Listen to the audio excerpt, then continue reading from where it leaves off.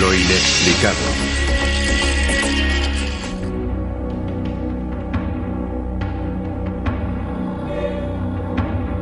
Luces extrañas. Sensación de vacíos de tiempo. Recuerdos de seres extraterrestres.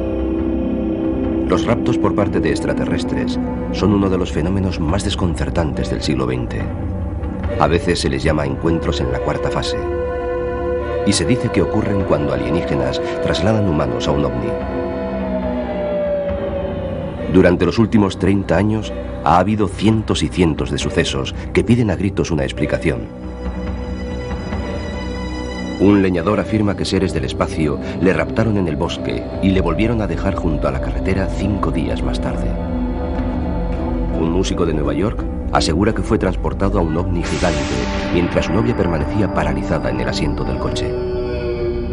Bajo hipnosis, una pareja recordó cómo vieron con horror cómo pequeños seres grises se llevaban a su hijo de la cuna. Y 2 criadoras de caballos relatan historias fantásticas de sus encuentros con extraterrestres desde que eran niñas. No existen pruebas para corroborar ninguna de estas afirmaciones, pero miles de norteamericanos corrientes relatan historias sorprendentemente parecidas. Algunas personas dicen que se trata de engaños, otras piensan que son alucinaciones. Pero para el resto es uno de los grandes misterios de nuestro tiempo y permanece sin explicación. Abducciones extraterrestres.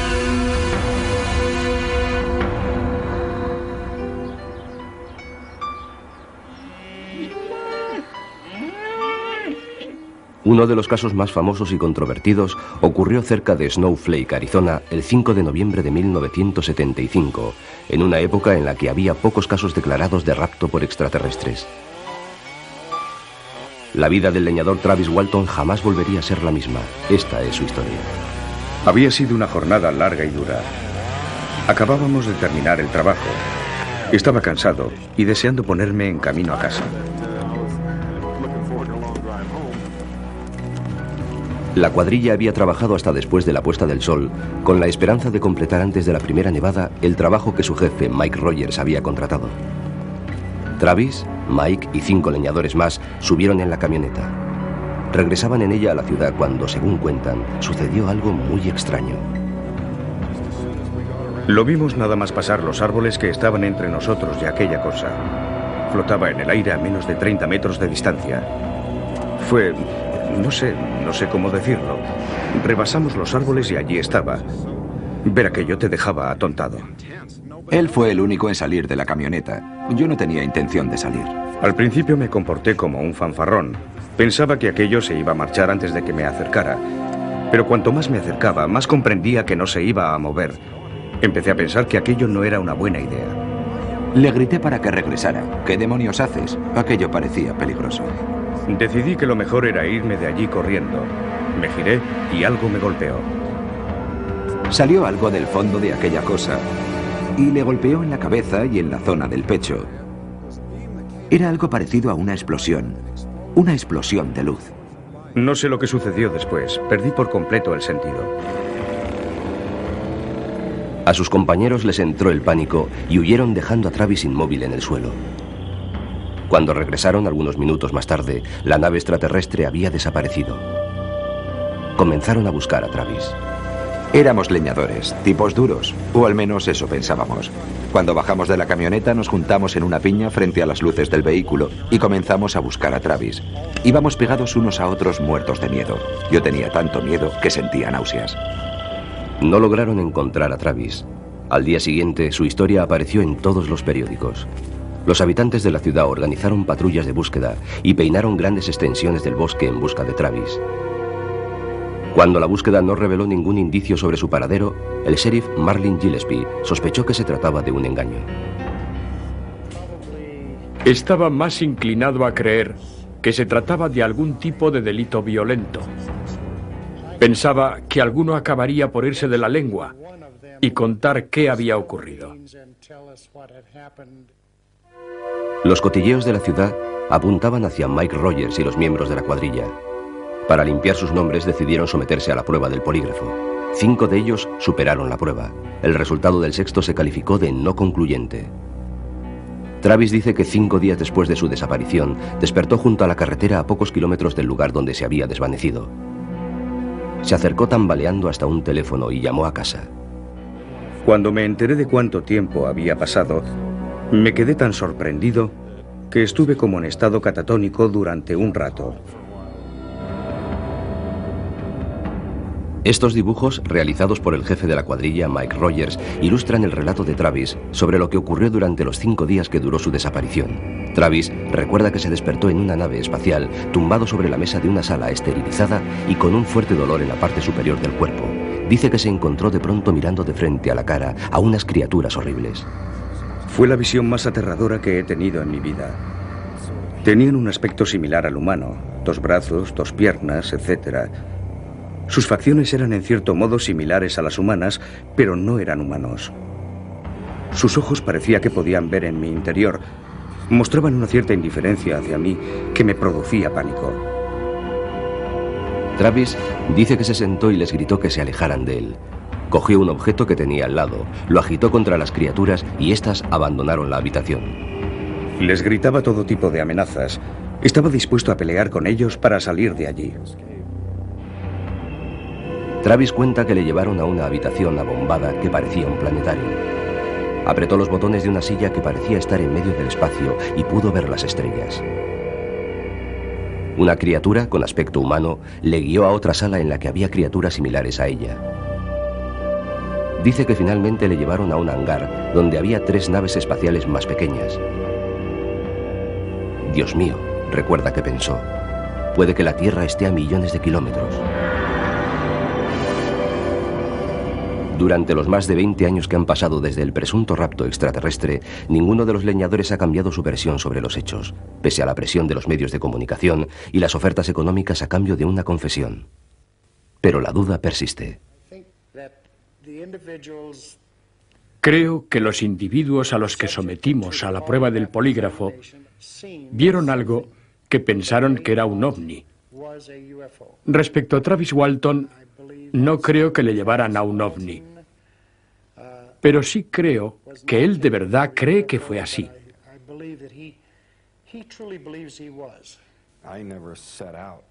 No empecé con esto para conseguir fama ni darme a conocer. Cuando regresé, la noticia se conocía en todo el mundo. El anonimato habría sido imposible. Me he limitado a reaccionar ante las reacciones de otras personas, a defenderme de las acusaciones que me hacían y a intentar aclarar los hechos. Un investigador científico del MIT, David Pritchard, organizó un foro de discusión científico sobre los raptos muchos años después del caso Walton. No está convencido de que estén probados los casos de abducciones extraterrestres. Es posible que sea cierto que esos casos se deban a la actuación de extraterrestres, pero solo lo creeré, y no hablo únicamente como científico, solo lo creeré de verdad si encuentro pruebas físicas de ello. El premio Nobel de Física Leon Lederman coincide con otros escépticos al afirmar que Travis preparó un elaborado engaño para conseguir dinero y fama. Inventarse una historia es lo más sencillo del mundo. Debemos ser escépticos en esos asuntos.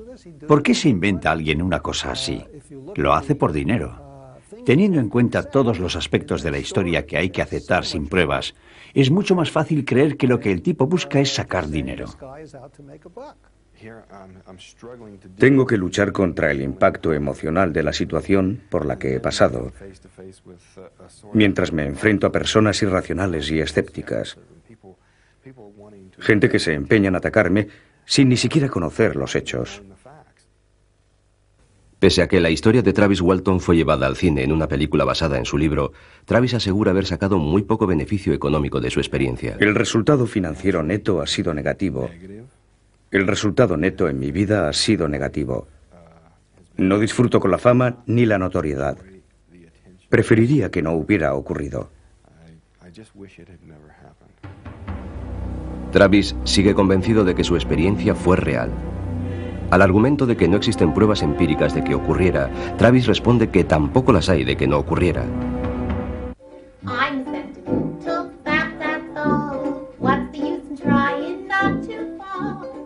Para los artistas de variedades neoyorquinos Elliot y Debra Novak, los ensayos son parte de la vida diaria, pero les hubiera sido imposible ensayar lo ocurrido aquella larga noche de hace 30 años, cuando, según dicen, fueron raptados por un ovni. Están comenzando a aceptar todas las implicaciones de su historia, unas veces con temor y otras con asombro. Recuerdo que pensaba, si quieren llevarnos, vayámonos con ellos. Guardo una memoria clara de lo ocurrido porque me sentí decepcionado cuando terminó. No me sentí aliviado cuando acabó. Quería que la experiencia continuara, pero me encontré de vuelta en Nueva York. El productor de televisión, escritor y artista de variedades, Elliot Novak, y su novia, la artista de variedades, Debra Stunner, terminaron su actuación en el Grossinger's Resort Hotel de Catskill Mountains a las 11 de la noche del 23 de agosto de 1984. Tardaron pocos minutos en hacer las maletas y ponerse en camino hacia la ciudad de Nueva York. Tomaron la carretera 17 dirección sur. En circunstancias normales, el trayecto dura unas 2 horas. Aquella noche, sin embargo, las cosas no fueron como de costumbre. Elliot miró hacia arriba y vio un grupo de luces parpadeantes. Se las indicó a Debra, que paró el coche junto a la cuneta. Las luces dejaron de parpadear y comenzaron a avanzar hacia ellos. Solo entonces se dieron cuenta de que se trataba de 3 luces situadas en los extremos de un oscuro y enorme objeto metálico de forma triangular. Elliot realizó estos dibujos para explicar lo que habían visto.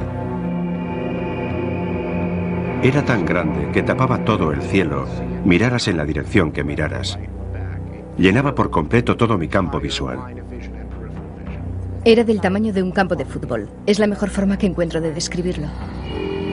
El objeto se desplazó sin hacer el menor ruido hasta situarse sobre el coche. Se detuvo encima de ellos y les bañó con una luz blanco-azulada. Vi un gran resplandor. Luego ya no recuerdo nada más.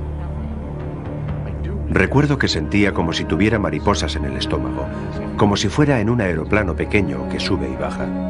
Lo siguiente que recuerdan es que el objeto había desaparecido. La puerta del copiloto estaba abierta y Elliot tenía las piernas fuera. Pero había algo mucho más desconcertante. Me puse en pie y me subí los pantalones. No tenía ni idea de por qué tenía los pantalones bajados, ni por qué tenía las piernas fuera del coche. Debbie y yo no nos dijimos nada. Nos limitamos a continuar el viaje. Llegaron a Nueva York 1 hora y media más tarde de lo habitual. A la mañana siguiente, Elliot despertó sintiendo un extraño dolor en la entrepierna. Las consecuencias fueron que al día siguiente tenía dolorida la parte inferior. Sentía molestias en las piernas, los muslos y la entrepierna. Aquella mañana oriné sangre. Nunca antes me había ocurrido y nunca me ha vuelto a ocurrir. Curiosamente, un artículo publicado al día siguiente en el New York Times daba detalles sobre declaraciones de avistamientos de un ovni similar por miles de residentes del Valle del Hudson. Todos afirmaban haber visto un triángulo gigante con luces en el cielo de verano. El profesor de ciencias y escritor, Philip Imbroño, dice que él también vio la nave espacial triangular. Ha reunido más de 7.000 declaraciones sobre avistamientos en la zona. De ellas, más de 175 hablaban de abducción. El número de casos que ofrecen datos aceptables, me refiero a los de personas que no buscan publicidad, que han pasado un examen psicológico, etc. El número de esos casos en el Valle del Hudson es sorprendente. Supera los 175. No sabía nada sobre raptos. No sabía nada sobre naves extraterrestres. Así que fue después de que ocurriera cuando empecé a pensar que me habían llevado a una nave extraterrestre. En 1984, Elliot y Debra estaban seguros de que era un ovni lo que habían visto cerca del Grossinger's en Catskill. Pero hasta febrero de 1997, 13 años más tarde, no empezaron a pensar en la posibilidad de formar parte de aquellos que habían sido secuestrados en el Valle del Hudson. Todo comenzó cuando un amigo entregó a Debra un ejemplar de Vacíos de tiempo, escrito por el investigador del fenómeno ovni, Bud Hopkins. Empecé a leerlo y ya no pude parar. Pasé la noche despierta leyendo. Encontré muchas similitudes con cosas que habían sucedido en mi vida, no solo la experiencia de Grossinger, sino muchas otras cosas. Hopkins, que desde 1975 ha investigado más de 600 casos de abducción, accedió a ayudarle sugiriendo la hipnosis para hacer aflorar experiencias que puede que ocultaran en su inconsciente. Cuando trabajas con alguien que tiene estas experiencias o que las ha tenido en algún momento de su vida, sabes que hay un grupo central de experiencias, muchas de las cuales no pueden recordar de forma consciente. Hopkins no es psicoanalista, pero ha consultado con psicólogos y psiquiatras y ha dado conferencias ante cientos de profesionales de la salud mental interesados en encontrar un medio para estudiar los casos de abducciones por extraterrestres. Hopkins trabajó 7 años como aprendiz de hipnotizador antes de ocuparse por su cuenta de personas que pensaban que podían haber sido secuestradas por extraterrestres. En febrero de 1977, Elliot Novak se sometió a una sesión de hipnosis en el despacho de Hopkins. El vídeo de la sesión muestra a Elliot recordando encontrarse sobre una mesa de metal en una habitación fría, rodeado de figuras misteriosas. ¿Hay alguna parte del cuerpo donde sientas el cosquilleo de forma más intensa o es igual por todas partes? Es solo en la entrepierna, como si la zona se hubiera quedado dormida. Sabía que tenía las piernas levantadas porque veía la parte superior de mis rodillas, pero no sentía nada en absoluto. El que estaba a la derecha estaba haciendo algo en mi cuerpo. Podía verle, podía ver su cabeza. No imaginaba que de vez en cuando se llevaran a alguien y le extrajeran esperma. Era algo que no se me había pasado por la mente. Durante su sesión de hipnosis, Debra declaró que cuando el ovni se situó sobre el coche, se giró hacia Elliot, pero este había desaparecido. Al parecer, la dejaron abandonada. Después de las sesiones de hipnosis, Debra y Elliot compararon sus recién recuperados recuerdos. ¿No me viste por ningún sitio? No. ¿Y fuera? No. Mi siguiente recuerdo es que puse en marcha el coche y ya estabas de nuevo en él. Debra, además de la visión del ovni de 1984, recordó una noche de 1982. Recordó que estaba tumbada en la cama muerta de miedo mientras una extraña luz llenó la habitación. Esa vez fue a ella y no a Elliot a quien se llevaron. Contó detalles escalofriantes de lo que según ella pasó a bordo de la nave extraterrestre. ¿Sientes algo diferente en el abdomen? Sí. ¿Qué sientes de diferente en el abdomen? Descríbemelo. Sucedió hace mucho tiempo. No va a pasar nada. Voy a poner mis manos sobre tu cabeza. Tranquilízate. Tienen una... ¿Qué tienen? Habla con claridad. Una aguja. Una aguja. ¿Una aguja? ¿Dónde está la aguja? Siente mi mano en tu frente. Está dentro de mí. Oh, Dios mío. Me duele. Los detractores dicen que la gente inventa abducciones cuando está en estado de hipnosis y que los hipnotizadores implantan historias de raptos en las personas que resultan mentalmente vulnerables. Miembros de la propia comunidad de investigación del fenómeno OVNI reconocen que tal manipulación es posible. El psicólogo Stuart Appel dice que la hipnosis también puede crear recuerdos falsos. Estos recuerdos falsos pueden resultar completamente convincentes para el individuo que ha sido hipnotizado. Debido a eso, la hipnosis debe practicarse con mucho cuidado y solo por personas expertas para evitar crear recuerdos falsos. Sobre todo recuerdos que puedan afectar gravemente a la propia identidad o a la forma de percibir el mundo. David Jacobs, investigador del fenómeno de los secuestros, está de acuerdo. Ha dirigido cientos de sesiones de hipnosis y opina que quienes investigan los secuestros deberían desarrollar un sistema científico estándar. Cualquiera puede hipnotizar a otra persona siempre que esa otra persona quiera que la hipnoticen. El problema es que la gente puede inventar historias, decir cosas que no son ciertas. La memoria puede fallar, incluso en circunstancias favorables. Bud Hopkins afirma que los extraterrestres borran o eliminan de los secuestrados los recuerdos de experiencias ocurridas durante el secuestro y que la hipnosis, bajo la supervisión de expertos, ha resultado muy efectiva. No se trata de algo como la represión inconsciente de un recuerdo que se da en personas que no pueden recordar algún hecho traumático que sabemos les ha ocurrido. Es algo que parece haber sido borrado desde el exterior. Hopkins dice que mediante la hipnosis provoca un estado similar al creado por los extraterrestres, que contrarresta su efecto. Recupera recuerdos que en su opinión les habían sido borrados.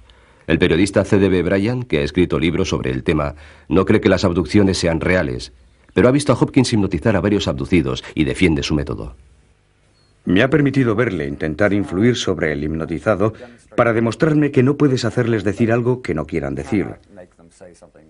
La mayor crítica que se hace a la hipnosis es que el hipnotizado intenta complacer al hipnotizador o simplemente inventa cosas. Yo no he visto que ocurra eso. Mientras los escépticos y los investigadores debaten posibles explicaciones al fenómeno de las abducciones, Elliot da su opinión sobre el tema. Al final todo el mundo acabará por reconocerlo. Ocurre con demasiada frecuencia y le ocurre a gente que pensaba que jamás les ocurriría a ellos. No se trata de invenciones de un grupo de lunáticos, pero no puedes demostrárselo a la gente que no te cree. Lo único que puedes hacer es esperar. Es la naturaleza humana.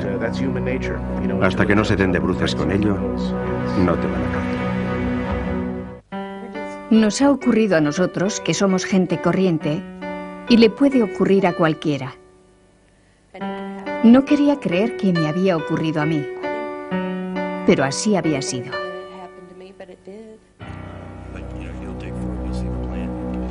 Joyce Arends y su familia piensan que lo que les ocurrió no fue un incidente aislado. Un estudio sumamente controvertido dirigido por Roger Paul sugiere que cientos de miles, quizá millones de norteamericanos tienen recuerdos que denotan que pueden haber sido abducidos por extraterrestres. Los investigadores del fenómeno creen que estos secuestros se producen generación tras generación, tal como asegura esta familia de West Plains, Missouri. Su historia comienza una noche de otoño de 1976 en la supuesta seguridad del hogar. Recuerdo que estaba tumbado, descansando. Abrí los ojos y vi en el techo una luz roja brillante. Era algo parecido a una aurora boreal. Dan y Joyce cuentan que salvo por la extraña luz, que dicen tenía entre metro y medio de diámetro, la habitación estaba a oscuras. Dicen que flotaba sobre la cuna que había a los pies de su cama y en la que dormía su hija de 1 año, Heather. Dan dice que cuando intentó levantarse, descubrió que estaba paralizado. Es la sensación más aterradora que he sentido en mi vida. No podía moverme. Le gritaba que me ayudara porque no podía moverme.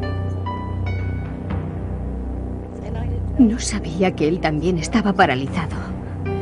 Cuando por fin pudimos sentarnos en la cama, pregunté, ¿qué demonios ha sido eso? El incidente pareció durar tan solo un instante. La niña estaba en la cuna con aspecto aturdido pero ilesa. Dan y Joyce pensaron que habían compartido una pesadilla. Lo pensaron hasta 1992, 16 años después. Dan, técnico informático, estaba al teclado del ordenador cuando de pronto le entró el pánico. Pensé que se trataba de un ataque al corazón. Empecé a sudar y me silbaban los oídos. Sentía mucha presión en la cabeza. Dan acudió de inmediato a un hospital, donde los médicos le examinaron y le hicieron radiografías. A la vista de los resultados, diagnosticaron que Dan sufría un ataque de ansiedad y le enviaron de vuelta a casa. Pero los síntomas persistían. Era terrible verle en aquel estado. Estaba tan asustado que no podía salir de casa. Tras 6 semanas de terror continuo, Dan se sentó frente al televisor intentando relajarse. Emitían una película que trataba sobre abducciones. Dan sintió como una revelación. Hay un momento en la película en que esa pequeña criatura, o lo que sea, se asoma por la puerta. Estaba todo oscuro y no se veían más que sombras. Al verlo, mi corazón comenzó a acelerarse y volvieron de golpe todos los síntomas. Dan se preguntó si su ansiedad podría estar relacionada con el tema de la película. Más tarde, en otro programa televisivo sobre secuestros por extraterrestres, vio una entrevista con John Carpenter, director nacional de investigación de abducciones para la Mutual OVNI Network. Dan contactó de inmediato con Carpenter para que le ayudara. En aquella época sufría un ataque de pánico. Tenía pesadillas y visiones de esos seres, pero no entendía lo que pasaba. Necesitaba ayuda. Dan accedió a grabar una sesión de hipnosis dirigida por Carpenter. Durante la sesión, revivió la famosa noche de 1976, la noche en que vio la luz sobre la cuna de su hija. Esta vez, en estado de hipnosis, recordó más cosas. Se recordó encogido en la esquina de la cama, viendo cómo un ser extraterrestre se llevaba a su hija Heather de la cuna. Se acercó a la cuna. ¿Se acercó a la cuna? La sacó de la cuna. No me puedo mover. No te puedes mover. No tienes control sobre lo que está ocurriendo, ¿verdad? No.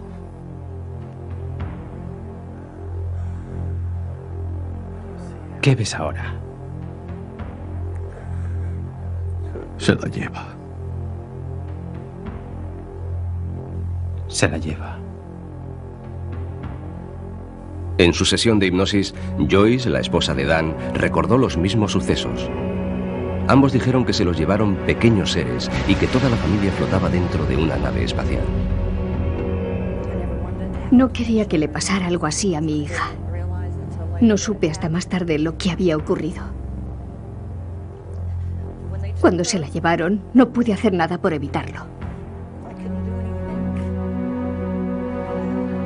Heather tiene ahora 22 años y está casada. Recuerda varios secuestros durante la niñez, en los que se vio obligada a practicar juegos telepáticos con los extraterrestres. ¿En qué consiste el juego? Si elijo el correcto, me dejará ir.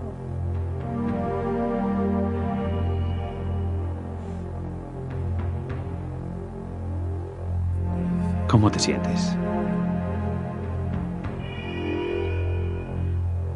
Quiero irme a casa. ¿Y qué te dice él sobre eso? Que si elijo el correcto, podré irme. La familia Arens cree que los extraterrestres, además de inmiscuirse en la vida de su hija, ahora visitan también a uno de sus nietos. Les llama a los amiguitos que vienen a jugar al cuarto. Dijo que quería ver cómo se iba la nave. No puedo decirle que no es real porque es real.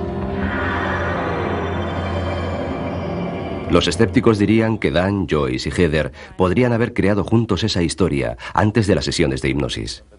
En ese caso habrían sabido cómo responder ante las preguntas trampa que les hicimos y las sugestiones que yo les provoqué. Además, hay muchos detalles comparándolos con los datos de otros secuestros. Otra razón que mueve a los investigadores a creer en la sinceridad de los secuestrados es un hecho del que muchos de ellos hablan: la colocación de implantes extraterrestres. Me giró la cabeza hacia la derecha, mientras el ser más alto decía que estuviera tranquila, que no me iba a doler.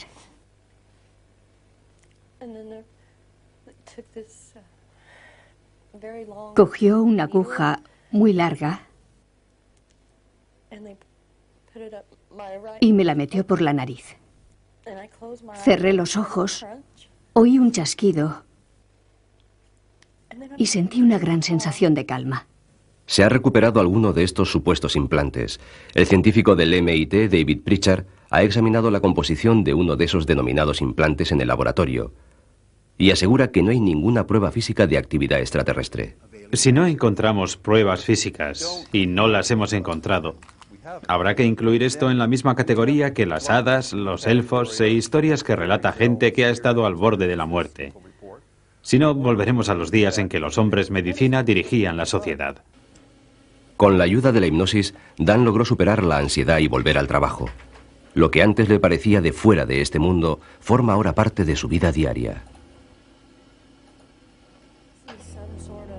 Si es como una enfermedad que se produce en la mente de la gente, ¿por qué no hay médicos, o quien sea, intentando buscar un remedio?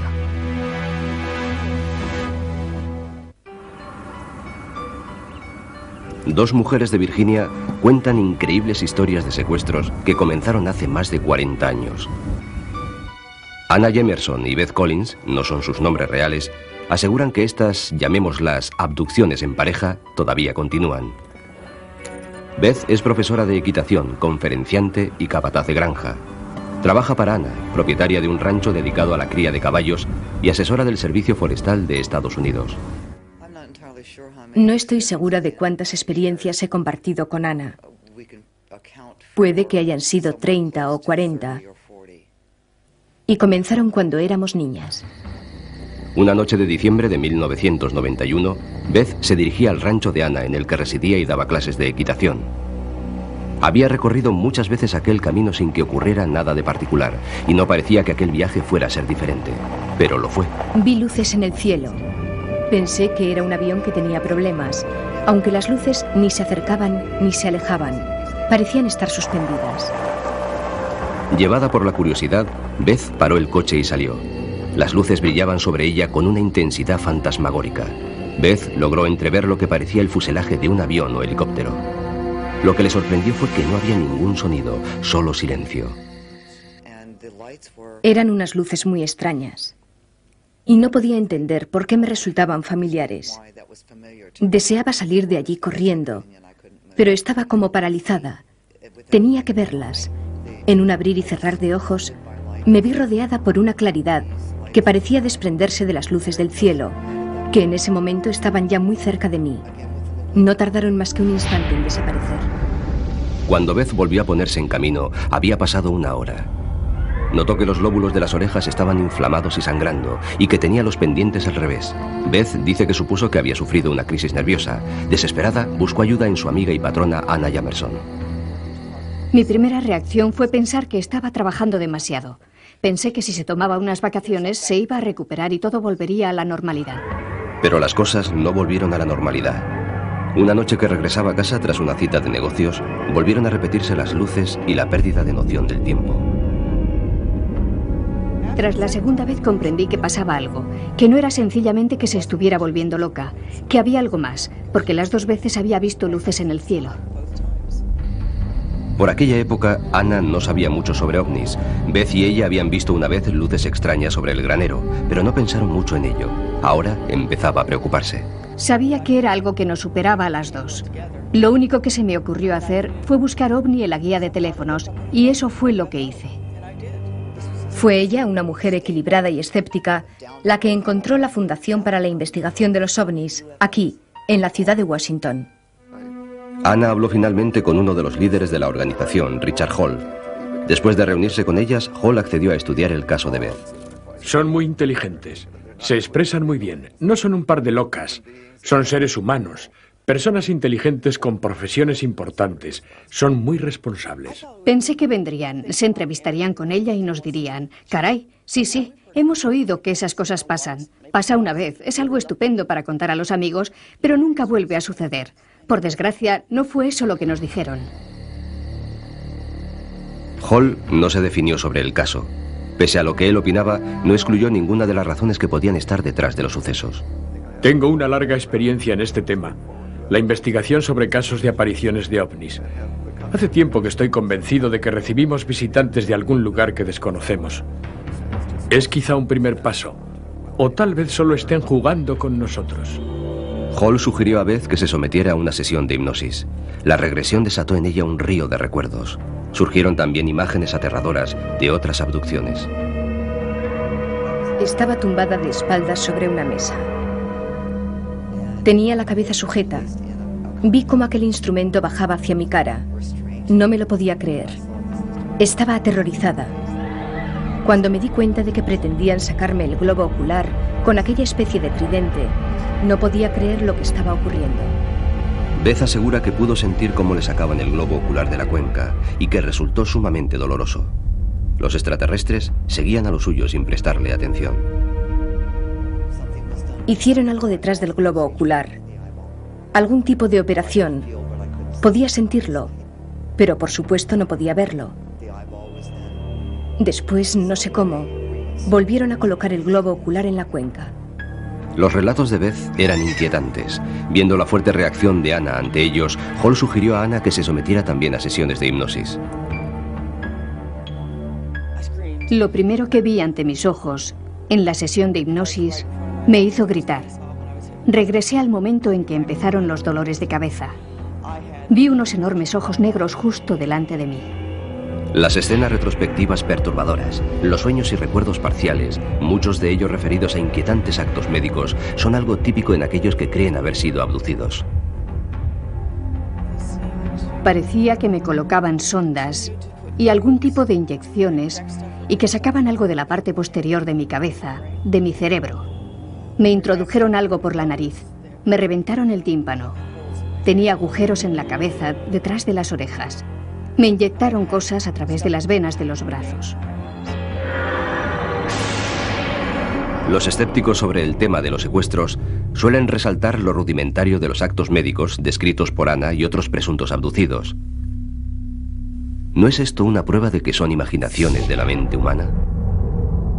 En todos los casos, lo que la gente describe son síntesis de su propia experiencia.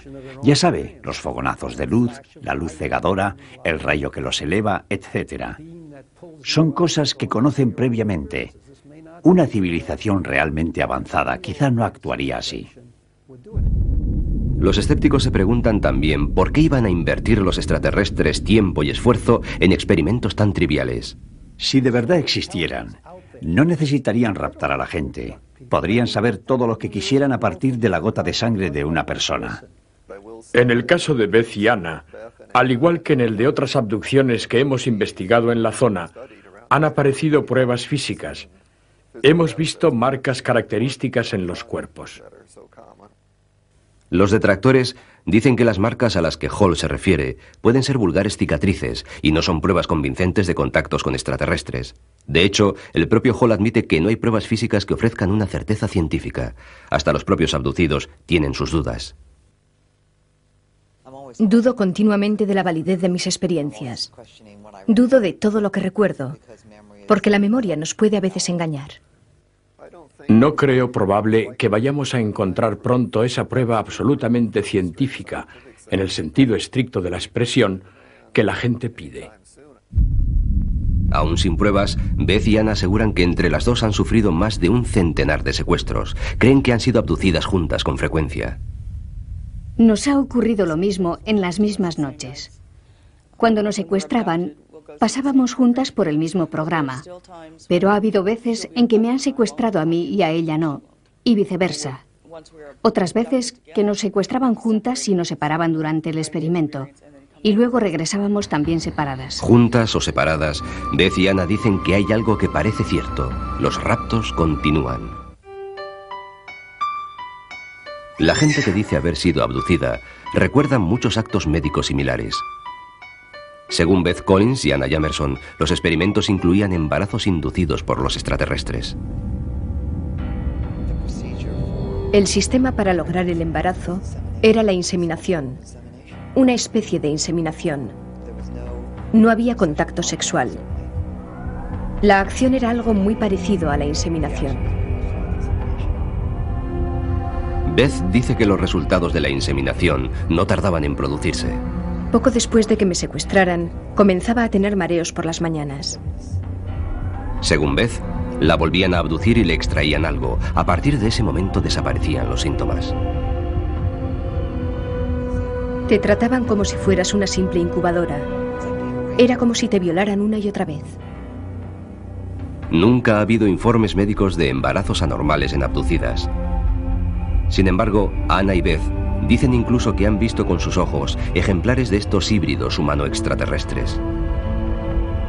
Cuando esa criatura, por así decirlo, nace, te la entregan y te dicen, es tu hijo.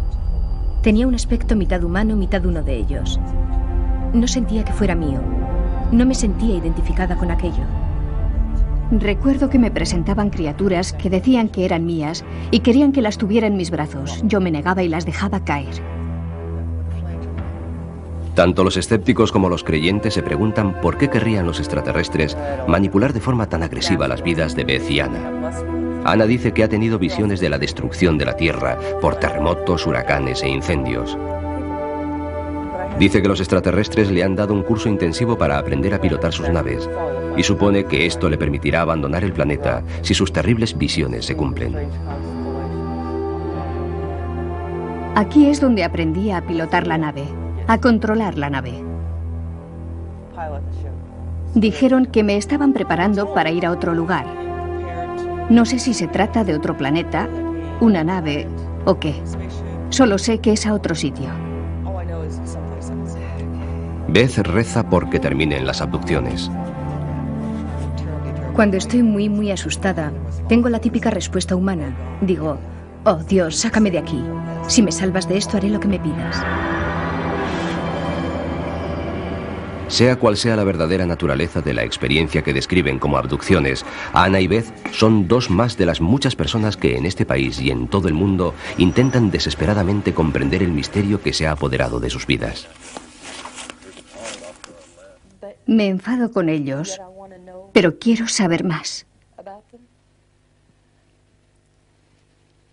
Quiero saber por qué hacen esto. Quiero saber por qué nos hacen esto a mí y a mi familia. ¿Por qué hacen esto a tanta gente? Creo que es más lo que podemos aprender de ellos que lo que debemos temer de ellos. Además, ¿qué vamos a hacer? ¿Escondernos en una cueva y confiar en que no vengan a buscarnos?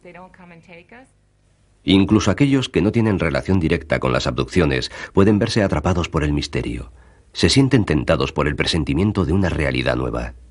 Después de 2 años inmerso en un asunto como este, te sientes tremendamente afectado. Casi todos los días, cuando estoy en la calle, miro hacia arriba deseando que esa luz que veo no sea un avión o la luna.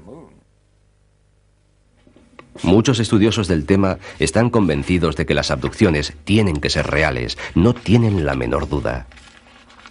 La gente desaparece sin dejar rastro. Se avisa a la policía, se organizan patrullas de búsqueda, las madres gritan angustiadas ¿dónde está mi hijo? Todo esto forma parte del fenómeno de las abducciones.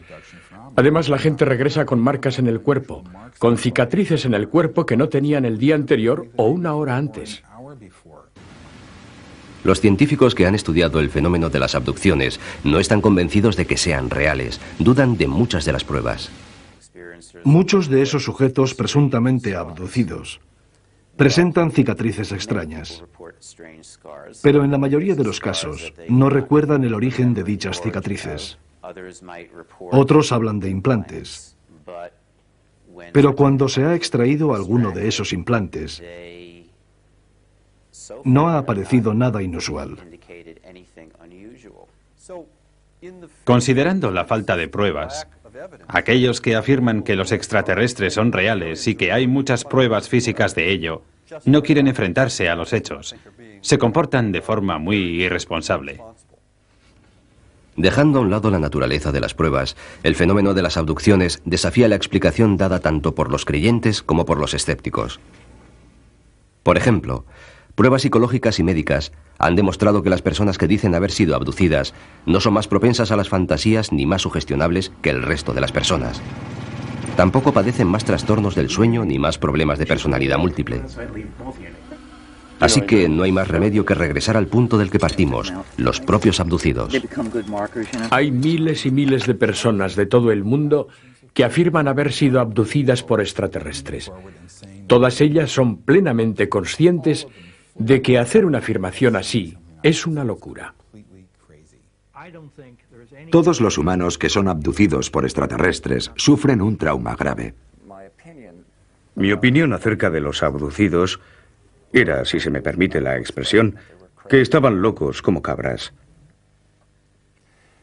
Ahora siento mucha más compasión y respeto por lo que están pasando. No creo que estén locos como cabras. Al mismo tiempo, no puedo decir que crea con toda sinceridad que han sido secuestrados por extraterrestres. El físico Lederman no opina así. Para él, el hecho de que se hable de abducciones por extraterrestres es un síntoma de la urgente necesidad de información científica que hay en nuestra cultura. hace que redoble mi esfuerzo por introducir la educación científica en los parvularios, primer ciclo, segundo ciclo, todo el proceso hasta la enseñanza secundaria.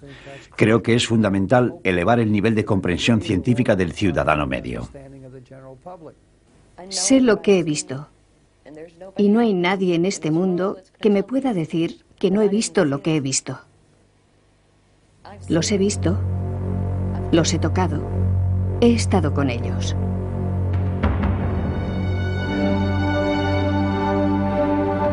Existe gente que cree haber sido llevada a una realidad que no es la nuestra. Han viajado a un mundo que no podían comprender. Un mundo que sigue sin explicación.